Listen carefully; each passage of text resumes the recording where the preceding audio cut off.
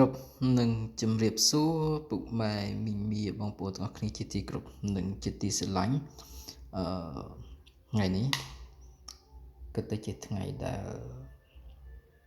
ពេញបរមីណាហើយក៏ជាថ្ងៃបុណ្យអ៊ំទូអមបុស្ពះព្រះខែហើយថ្ងៃខ្ញុំធ្វើវីដេអូជូនបងប្អូនទស្សនាកំសាន្តតាក់ទងទៅនឹង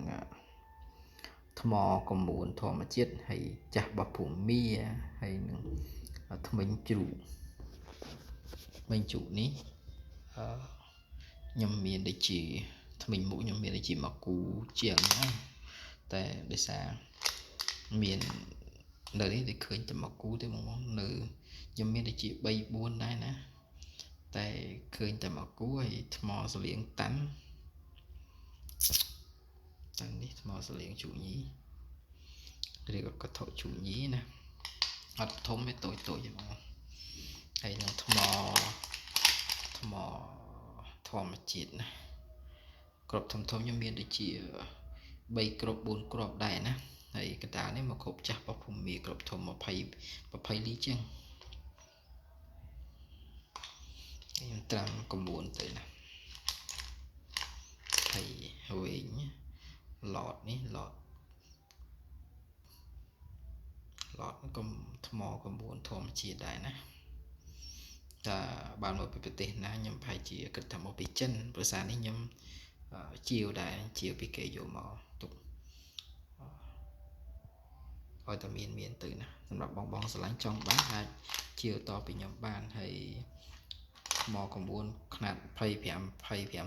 30អេលីនេះប្រហែលជាខ្ញុំមាន3គ្រាប់ជាមាន3គ្រាប់ហើយឡតដូចផ្លែស្ដៅនេះខ្ញុំមាន2គ្រាប់ដែរណាគឺថ្មិញនេះខ្ញុំក៏មិនដឹងថាថ្មិញសត្វអីដែរណាតែខ្ញុំឃើញខ្ញុំរើសបាននៅស្ទឹងត្រែងខ្ញុំចេះយកមកដាក់តាំងពេលខ្ញុំ9ទៅតែថ្មិញជ្រូកញីថ្មិញជ្រូក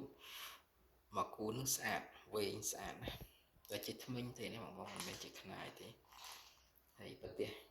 មួយនេះគឺប្រទេសស្គៀមដំរីរបស់ខ្មែរយើងខ្ញុំមានមកុបបុរាណរបស់ខ្មែរយើងដែរតែតូចខ្នាតតូចនេះឃ្លោក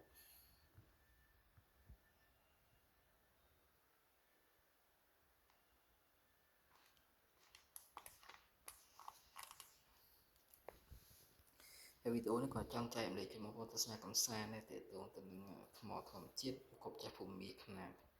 តូចខ្ញុំមានខ្នាត10លីខ្នាត10លីចឹងអីខ្ញុំមានដូចជាខ្សែដែរជាអត់ទាន់ចេញបងចង់បានអាចសួរនាំតម្លៃបានណាហើយវីដេអូខ្ញុំចែកអំលែកជួយទៅប៉ុណ្្នឹងទេអរគុណច្រើនជម្រាបលាជួបគ្នានៅវីដេអូក្រោយៗទៀតអរគុណច្រើន